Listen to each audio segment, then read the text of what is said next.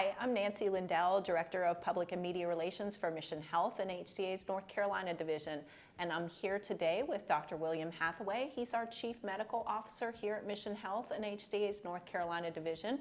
And we are giving an update on our COVID numbers and also wanted to talk to you about vaccines today. So welcome, Dr. Hathaway. Thanks for joining us today. Thanks, Nancy. I appreciate it. It's been a while since we've been together, so it's good to be It back has. sharing information. Well, one of the reasons we haven't been much together, and I guess we can start out there, is that since mid-January, our COVID numbers and hospitalizations have gone down. Yeah, absolutely.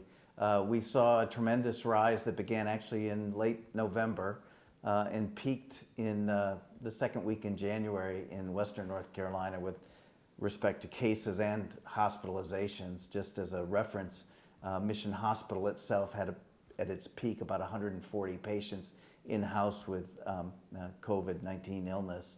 And that number dropped pretty dramatically and significantly down to the low teens in March. And then we've since rebounded a little bit up into the 20 to 30 to 40 range for patients hospitalized at Mission Hospital. Well, in any event, it's really nice to see things start to return to some sort of normal, but we are not out of the woods yet. Yeah, I think you're exactly right when you say that.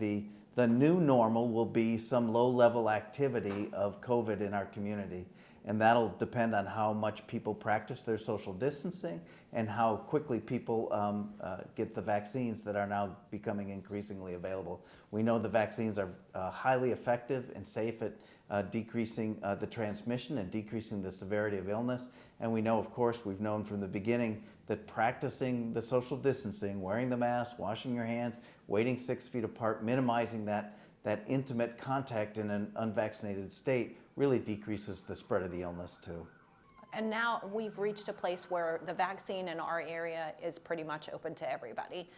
16 and older are starting to be vaccinated. My daughters have been vaccinated. Well, right now, as you said, there are 3 vaccines available. The first 2 that came to market were the mRNA vaccines produced by Moderna and Pfizer. Those are vaccines which require 2 separate injections, 21 to 28 days apart for maximal effectiveness.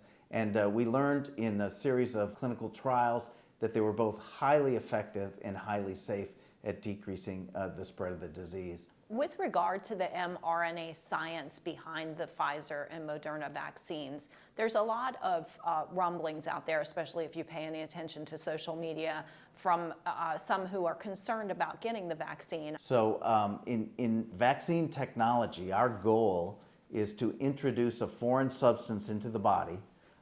In this case, it's a protein that the body then develops an immune response to. When we get infected by something, our body produces antibodies and develops immunity to that infection. And what we're doing with vaccine technology is creating an artificial exposure so that we develop those same antibodies and immunity without having to have the illness. And so what we've done in this circumstance is we take mRNA, which is one of the building blocks of life, and it codes for proteins. And specifically, it codes for a protein that is produced by this virus. So we inject it in these small microbubbles.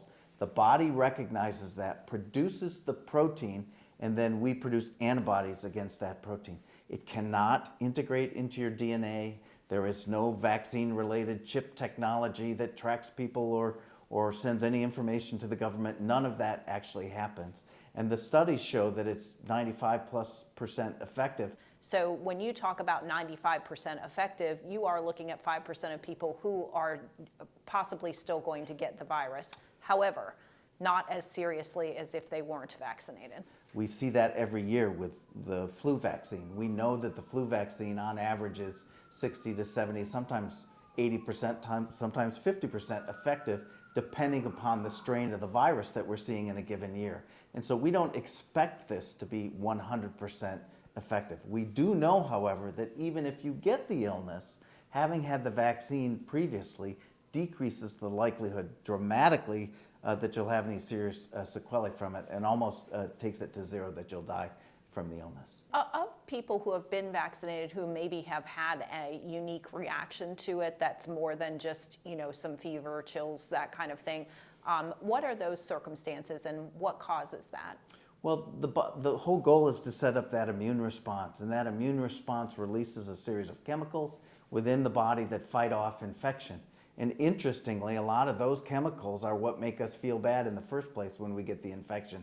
So if you think about the flu, most people have experienced influenza, and you know that you get a sudden onset of chills and aches and pains, and your skin hurts, and then you feel terrible high fevers. A lot of that is the body fighting off that infection.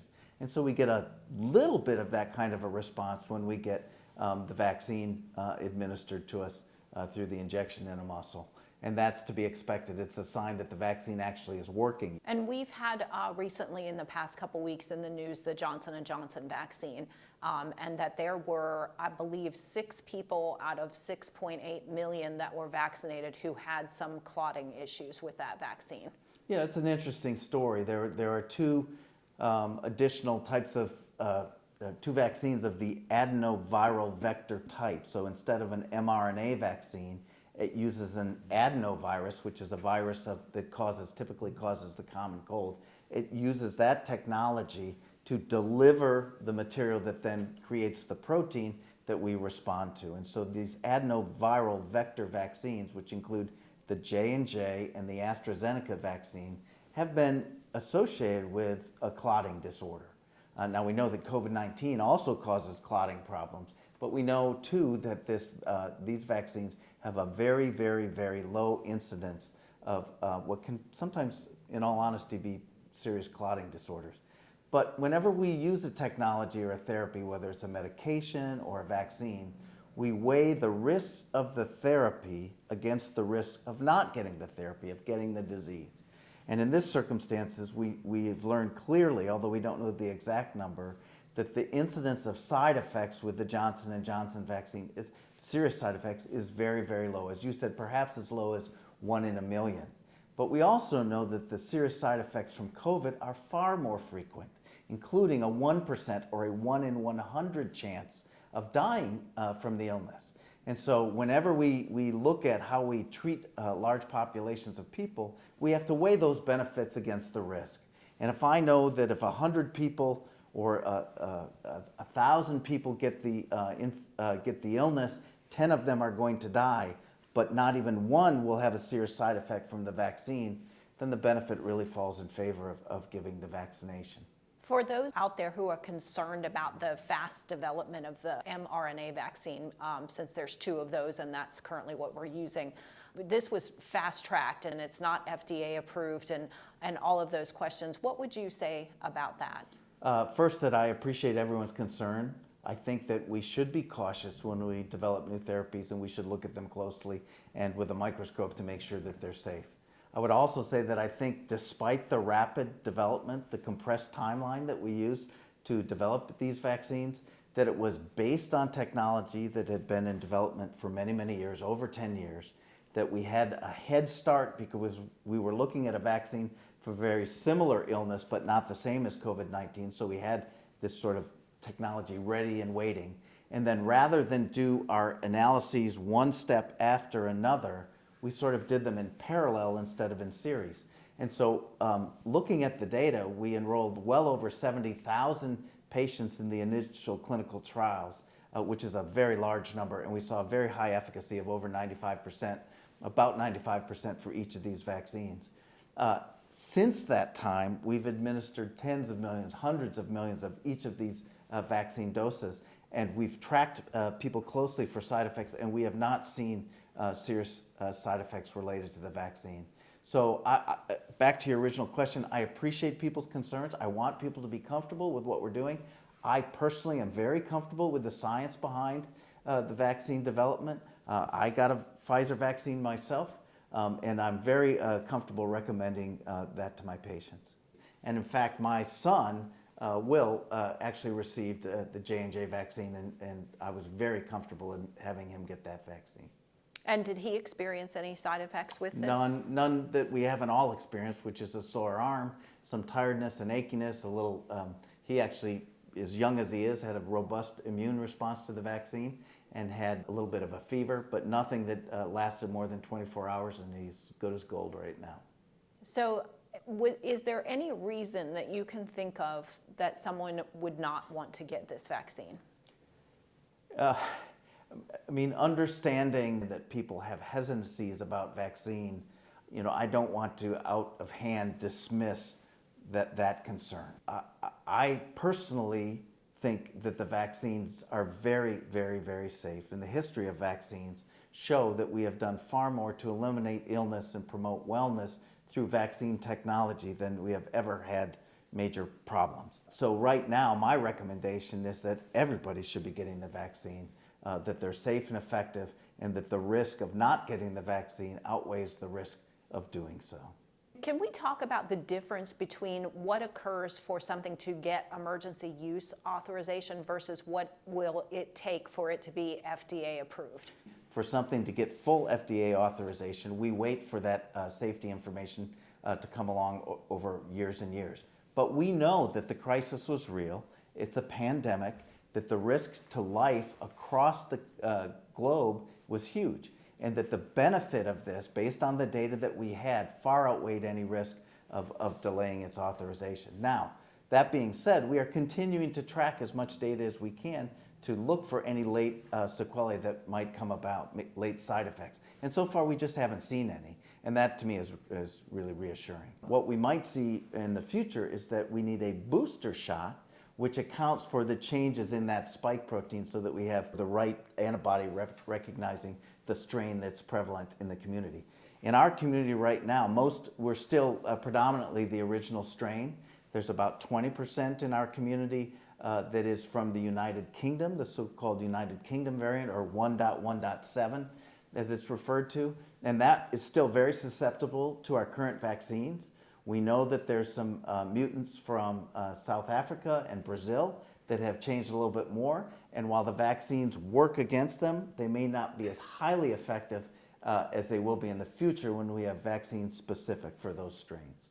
We know that the more we have immunity in the community, phrase that we've used for the last year and a half, the lower the likelihood there'll be transmission. Now, a couple things are important. In order for the virus to mutate or change and evade our vaccines, people have to continue being infected. So our goal is to decrease as many cases as we possibly can so that we don't see mutant strains that then come and escape our vaccines. Knowing that we can decrease their ability to change by decreasing the infection rates, it's really important that we act now to minimize infections. The more the virus replicates in our bodies, the more likely there is a chance that we'll develop a strain that evades detection. And so the faster and more quickly that we can get to this concept of herd immunity or protection across the population, the less likely there'll be any chance that we run into problems with a dramatic flare in virus cases as we move forward. So it's really important to emphasize now is the time to get the vaccine. There's lots of vaccine available right now. And for those people who are hesitant or waiting to see how other people have done, my word and my advice is now is the moment. Please do it for yourself, do it for your families, and do it for the rest of the community, especially those who may be even more vulnerable than you are to the potential sequelae of this serious infection. I'm hopeful that in the future, at worst case scenario, it'll be like the flu, where we can prevent infection with a booster vaccine each year. When we get to a place that we've got 70-80% of the community is vaccinated, are we then looking at mask-free places? Until we have greatly diminished the incidence of COVID-19 in the community, we'll still be obligated to wear masks. We don't know who else has been vaccinated. We know that the vaccines aren't 100% effective, even though they're highly effective. And so it's important for people to realize that we'll still be in a masked world for some time. But I think that's okay. I don't know if we'll ever be mask-free, if you want my opinion. There is lots of talk right now about being mask-free outdoors because of the air circulation and the lower rates of transmission, so I think that's a possibility.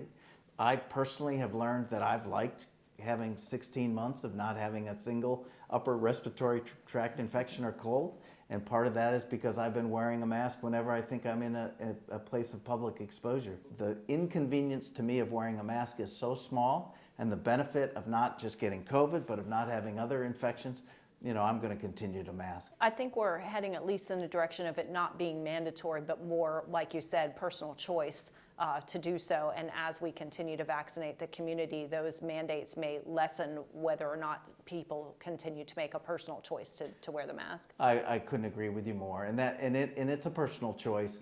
It's a health decision. It's a community care decision. It's a decision to protect your neighbors. It's about social responsibility to do the right thing for yourself, your family, your friends, and our community. So we're still in that place right now where I think the last I looked, we were about at a little under 50% maybe of the state that is 100% vaccinated. So we're not there yet as far as keeping up with our 3 Ws. No, that's exactly right. If we get to 70 or 80%, it may change. But right now, we're critically dependent on wearing a mask, waiting 6 feet apart, washing your hands, being socially distant in a respectful fashion. And I think we've learned that we can do so and still carry on the life business of our community. Thank you so much, Dr. Hathaway, for that wealth of information from a scientific and medical standpoint. If anybody has any questions about where to get the vaccine, missionhealth.org/COVID-19 is our page, and we do have a listing there of places in the community where you can make an appointment to get your vaccine.